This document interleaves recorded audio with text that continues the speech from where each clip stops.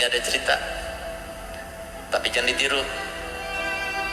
Ada Habib, memang gak punya dia, tapi dia malu mau minta-minta. Dan sifat Habib yang paling kental, sifatnya orang Quraisy itu begini, merendah kepada orang, paling anti. Kalau semua ada Habib yang seperti itu, terkontaminasi. Itu Habib yang terlumuri itu namanya. Kalau Habib yang asing ya, coba lihat bagaimana orang Quraisy. Kenapa sih orang Quraisy itu kalau jatuh harus pakai budak? Kenapa? Karena takut sampai jatuh sesuatu barang, dia nggak mau menunduk, itu nggak mau. Dia perintahkan itu, yang namanya budaknya. Ya kalau jatuh sesuatu yang nggak berharga, walaupun yang jatuh itu satu karung isinya dinaran, ribuan dinar, nggak diambil sama dia, diambil oleh budaknya. Dari saking merasa nggak mau merendahkan diri depan orang. Itu sifat daripada Habib yang asli. Cerita ini sebetulnya ingin menegaskan bahwa Habib itu bukan peminta-minta. Dalam konteks itu bagus. Dalam konteks itu bagus.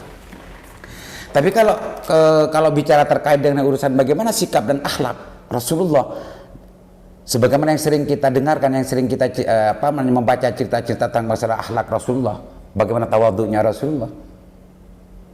Justru cerita ini kayak gimana gitu.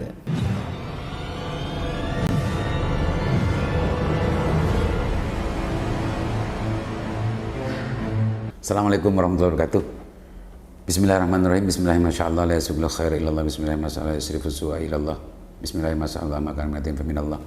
Bismillahirrahmanirrahim. La haula wala quwwata illa billah. Rabbi shrah li sadri yassir li amri wahlul 'uqdatam min lisani yafqahu qawli. Allahumma shalli wa sallim ala sayyidina Muhammadin al-fatih lima uliqa wal khatimi lima sabaqa nasil haqqi bil haqqi wal hadi ila siratal mustaqim wa ala alihi washabihi haqqa qadri wa miqdaril azim. Pemirsa, kali ini kita akan melanjutkan lagi mengusik salah satu video yang lagi-lagi menurut saya ini adalah sebuah doktrin yang sangat kuat sekali kepada umat tentang masalah cinta Habib, gitu ya, cinta dzurriyyah, tapi digeser ke cinta Habib. Ini sebetulnya video sudah 4 tahunan ini ya. Saya mendapatkan tadi di salah satu channel TV Rosso. Kita dengarkan bersama pemirsa cuplikannya.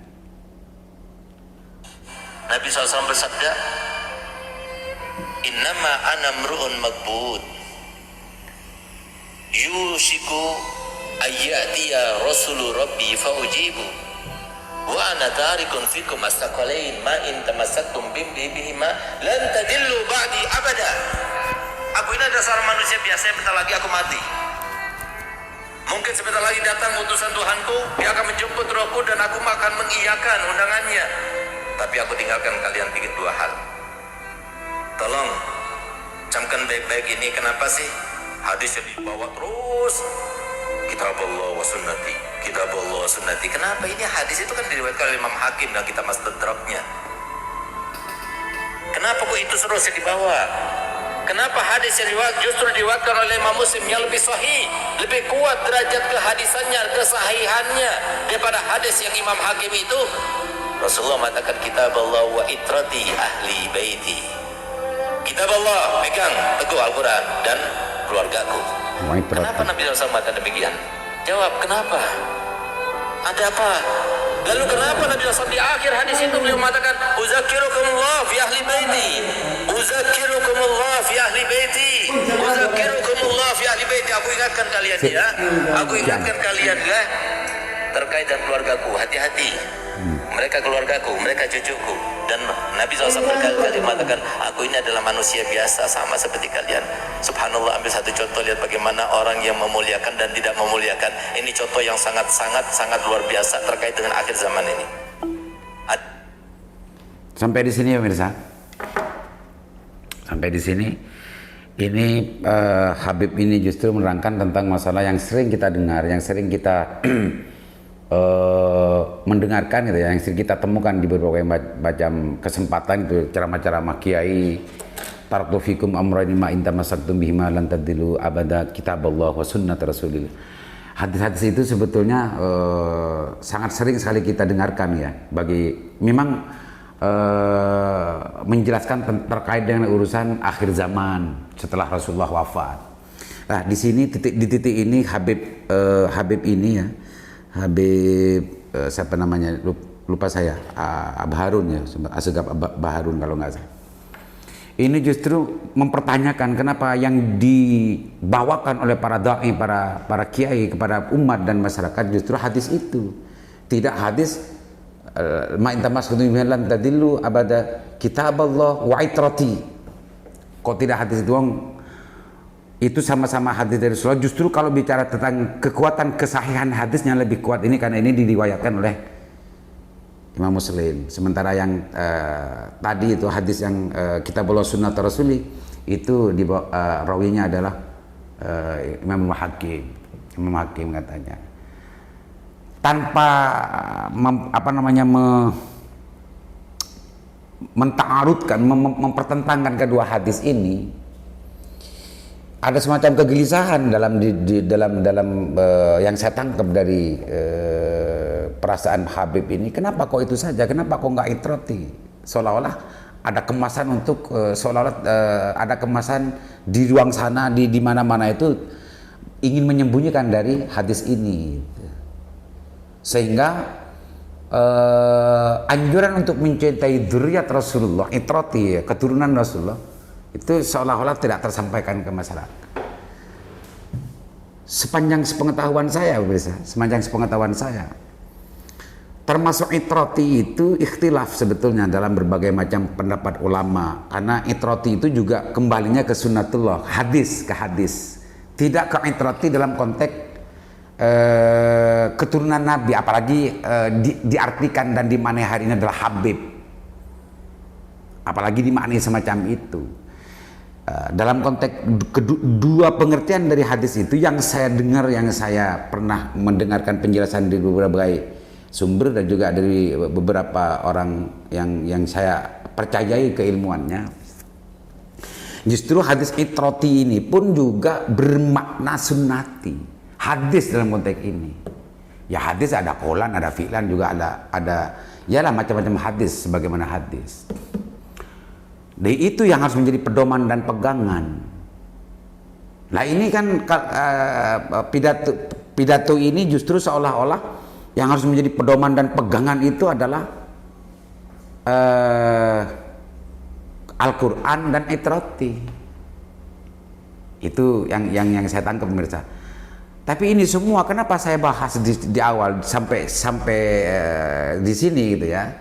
Untuk sementara saya ingin membuka ruang pemahaman bagi publik bahwa ini salah satu cara dari Habib ini untuk bagaimana membentuk sebuah pemahaman dan keyakinan dan ingin memasukkan sebuah doktrin gitu. Menurut ini pemahaman saya, sekali lagi ini adalah pemahaman saya, doktrin untuk orang itu betul-betul cinta kepada Habib, karena itrati di sini dimaknai secara tidak langsung adalah Habib. Meskipun Habib hari ini sedang terjadi perdebatan. Pemirsa, kita lanjutkan. Sebuah cerita yang fakta, bukan cuma cerita yang khurafat. Di mana ada seorang syarifah punya anak 3. Dia beruntung yang hartanya itu bersambung dengan zuriat Nabi. Beruntung mereka yang mempunyai perhatian kepada zuriat Nabi. Nabi SAW sendiri bersabda dalam hadisnya, "Man sana'a ma'rufan li bani Abdul Muttalib wa lam yujazihi fa ana ujazihi yaumil qiyamah." Barang siapa yang melakukan suatu kebaikan bagi Bani Abdul Muttalib, siapa sekarang? Ya para habaib di cucunya Nabi. Habib. Maka aku nanti membalasnya pada hari kiamat. Subhanallah, ini ada cerita. Tapi jangan ditiru. Ada Habib, memang gak punya dia, tapi dia malu mau minta-minta. Dan sifat Habib yang paling kental, sifatnya orang Quraisy itu begini, merendah kepada orang, paling anti. Kalau semua ada Habib yang seperti itu, terkontaminasi. Itu Habib yang terlumuri itu namanya. Kalau Habib yang asing ya, coba lihat bagaimana orang Quraisy. Kenapa sih orang Quraisy itu kalau jatuh harus pakai budak? Kenapa? Karena takut sampai jatuh sesuatu barang, dia nggak mau menunduk, itu nggak mau. Dia perintahkan itu, yang namanya budaknya. Ya kalau jatuh sesuatu yang nggak berharga, walaupun yang jatuh itu satu karung isinya dinaran, ribuan dinar, nggak diambil sama dia, diambil oleh budaknya. Dari saking merasa nggak mau merendahkan diri di depan orang. Itu sifat daripada habaib yang asli. Subhanallah. Gitu Mas. Sampai detik ini kita sudah mulai memasuki puzzle part pendoktrinan sudah mulai masuk. Dan hanya cerita ini ya, ini di awal ceritanya sudah bahwa Habib ini menjelaskan bahwa sifat dasar Habib itu tidak mau menunduk, tidak minta-minta, dan yang lain-lain. Karena itu bertentangan dengan habitat gitu, habitatnya Bani Quraisy. Quraisy itu nggak begitu katanya. Quraisy itu meskipun ada hal yang jatuh ke bawah, dia tidak akan mengambil ke bawah karena itu menunduk. Dan itu menunduk. Dan itu pantangan lah istilah saya ini, itu pantangan bagi orang Quraisy. Dan itu sebetulnya adalah yang dianggap, yang dijadikan keyakinan oleh Habib ini adalah sikap Habib yang sebenarnya semacam itu. Cerita ini sebetulnya ingin menegaskan bahwa Habib itu bukan peminta-minta. Dalam konteks itu bagus. Dalam konteks itu bagus. Tapi kalau bicara terkait dengan urusan bagaimana sikap dan akhlak Rasulullah, sebagaimana yang sering kita dengarkan, yang sering kita membaca cerita-cerita tentang masalah akhlak Rasulullah, bagaimana tawadhunya Rasulullah. Justru cerita ini kayak gimana gitu, kayak bertentangan gitu. Saya ingat pengajiannya Gus Bah ya. Saya ingat pengajian Gus Bah yang menerangkan tentang masalah bagaimana sebetulnya kiai ulama ya harus bersikap gitu. Kalau nggak salah begini ya, waqfid janahaka liman ittaba'aka minal mu'minin. Rendahkan bahumu, waqfid janahaka liman ittaba'aka minal mu'minin. Bagi orang-orang yang mengikutimu Muhammad itu ini Al-Qur'an. Tapi kalau ini cerita barusan ini dibenarkan, bahkan diperjuangkan, cerita barusan ini diperjuangkan oleh dan memang seperti itu sikap aslinya Habib. Tidak mau merendahkan diri, bahkan untuk hanya sekedar mau mengambil sesuatu yang jatuh saja meskipun itu barang berharga, dan tidak mau menunduk karena menunduk itu pantangan, justru menyuruh budaknya gitu ya. Ini ya simpulkan sendiri pemirsa. Sementara di Al-Qur'an sendiri saya meminjam penjelasannya Gus Baha, bagaimana seorang kiai, seorang ulama itu sebetulnya tidak boleh meremehkan umatnya, meremehkan santrinya. Dengan ayat ini waqfid janahaka liman ittaba'aka minal mu'minin, ada perintah dari Allah untuk merendahkan bahunya kepada Rasulullah ketika berhadapan dengan orang-orang yang memang liman ittaba'aka minal mu'minin, orang yang mengikuti, dan sebagian orang-orang yang mukmin. Dari ini ada sebuah pertentangan menurut saya. Secara sederhana ketika kita mau bicara secara umum tentang masalah ajaran yang betul-betulnya yang kita yakini bahwa Islam itu sebetulnya tidak semacam yang dijelaskan semacam ini. Ini menurut pendapat saya. Ini menurut pendapat saya pemirsa. Entah apa ini titik tekannya. Tapi ini yang kita dengarkan bersama, dan ini adalah pidato yang sudah 4 tahun kalau nggak salah. Ya 4 tahun yang lalu. Kita lanjut. Pak Habib ini menceritakan sesuatu terkait dengan urusan bagaimana keutamaan dan kekaromahan seorang Habib. Bagaimana Nabi kita Muhammad SAW kemudian mengajarkan kepada kita untuk menghormat, memuliakan mereka, sampai lihat bagaimana perhatian Nabi kepada mereka. Ini sambil contoh, ambil pelajaran tapi jangan diambil contohnya. Ada orang habaib, dia nggak mau minta-minta, apalagi sampai nipu-nipu, nggak mau. Tapi apa? Dia mau makan, dia berusaha kerja nggak dapat uang, dia cari kerjaan nggak dapat kerja, sementara dia dan keluarganya harus makan. Sehingga dia datang kepada seorang pedagang, penjual barang-barang kelontongan seperti apa, beras, ya, sembako. Dia datang, Ji, saya mau beli berasnya Ji, tapi saya nggak punya uang, mau nggak Ji? Saya beli pakai kertas ini. Itulah saya kata-kata tadi, jangan ditiru, tapi apa isi kertasnya? Hutang kepada datukku Nabi Muhammad SAW. Hutang kepada datukku Nabi Muhammad SAW. Masya Allah, Haji itu bilang, Masya Allah, dijual kertasnya itu.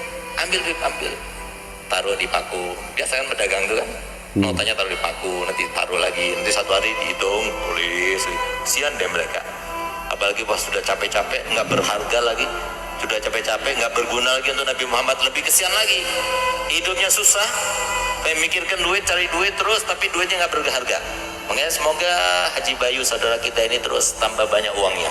supaya perjuangan ini terus, dan semua yang membantu bola Rasul ini insya Allah pasti mendapatkan tempat di dalam hati Nabi Muhammad SAW. Ayo kita berjuang, yang dengan jabatan, yang punya pejabat dengan jabatannya, yang punya uang dengan uangnya, yang kiai seperti ini, beliau datang itu luar biasa. Datangnya saja itu sudah menjadikan sebuah kekuatan untuk apa? Menguatkan keimanan dan ketakwaan bagi mereka yang hadir. Subhanallah.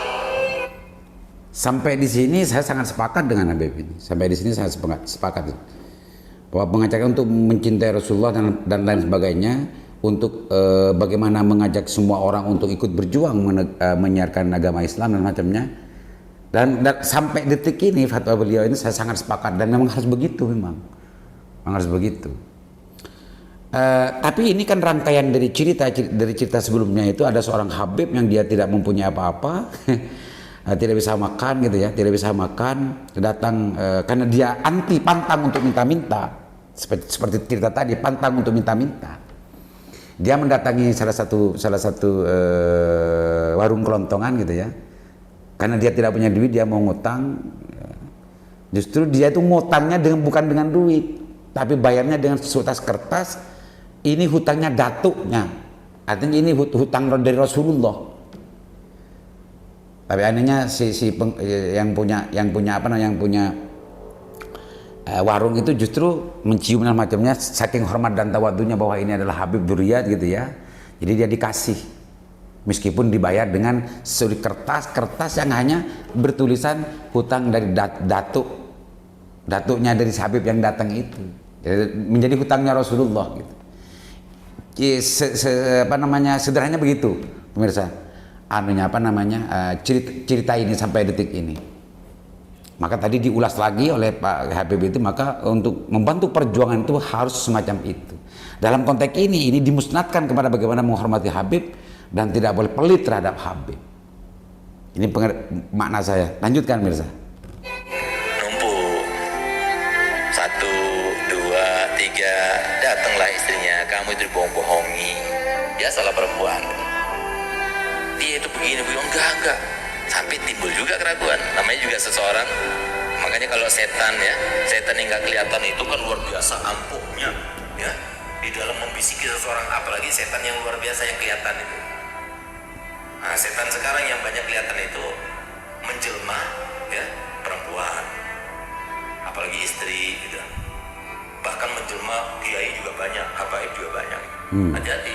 Makanya kan mereka itu bukan toladan kita Nabi Muhammad. Selain Nabi Muhammad, maka ada syaratnya. Kalau mereka sesuai dengan ajaran Nabi Muhammad, tauladan kita juga. Tapi kalau nggak sesuai dengan ajaran Nabi Muhammad, bukan tauladan.